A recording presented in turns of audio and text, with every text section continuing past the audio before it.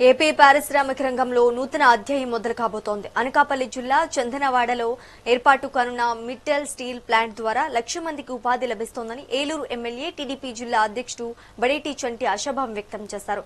మంత్రి లోకేష్ చొరవతో నిరుద్యోగ యువతకు పెద్ద ఎత్తున ఉద్యోగ అవకాశాలు కల్పించడమే లక్ష్యంగా ప్రభుత్వం అడుగులు వేస్తోందని అన్నారు. సుమారు 5,465 ఎకరాల్లో నిర్మితమయ్యే ఈ ప్లాంట్ మొదటి దశ 2030 నాటికి పూర్తి కానుందని స్పష్టం చేశారు. మరి మిట్టల్ వారి స్టీల్ ప్లాంట్ ని మరి నారా చంద్రబాబు నాయుడు గారు, లోకేష్ గారు, పవన్ కళ్యాణ్ గారు శంకుస్థాపన చేశారు.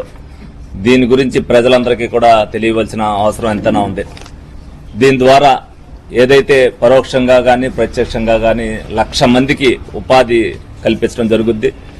ఇది 2030 నాటికి ఫస్ట్ ఫేజ్ మరి ప్రారంభించడం కూడా జరుగుద్ది. రమారమి 5,465 ఎకరాల్లో మరి ది స్టీల్ ప్లాంట్ మరి కన్స్ట్రక్షన్ జరుగుతుంది.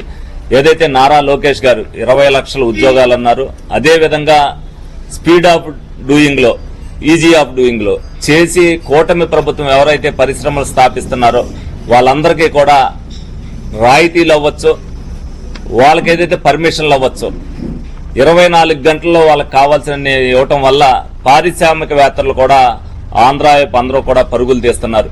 దానిలో భాగంగానే మరి అనకాపల్లిలో స్టీల్ ప్లాంట్ అనేది రావటం జరిగింది. దాన్ని మరి నారా లోకేష్ గారు చాలా ప్రోత్సాహంతో అనేక దేశాలు తిరుగుతూ కూడా ప్రతి పారిశ్రామికవేత్తకి కూడా మా ఆంధ్రప్రదేశ్కి వస్తే మీకు ఏ బెనిఫిట్స్ జరుగుతాయనేది కూడా వాళ్ళందరికీ కూడా చెప్పడం జరుగుతుంది.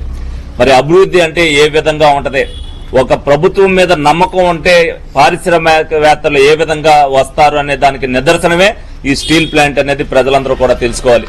దీనిలో భాగంగానే మరి ప్రతి ఒక్కరు కూడా ప్రజలు ఏదైతే ఆ రోజున 20 లక్షల ఉద్యోగాలు లోకేష్ గారు, నారా లోకేష్ గారు యోగాల యాత్రలో ప్రకటించారో దాని దిశగానే మరి ఈ ప్లాంట్ నిర్మాణం జరుగుతుందనేది మీ అందరికి కూడా తెలియజేస్తూ అనకాపల్లిలో మరి మిట్టల్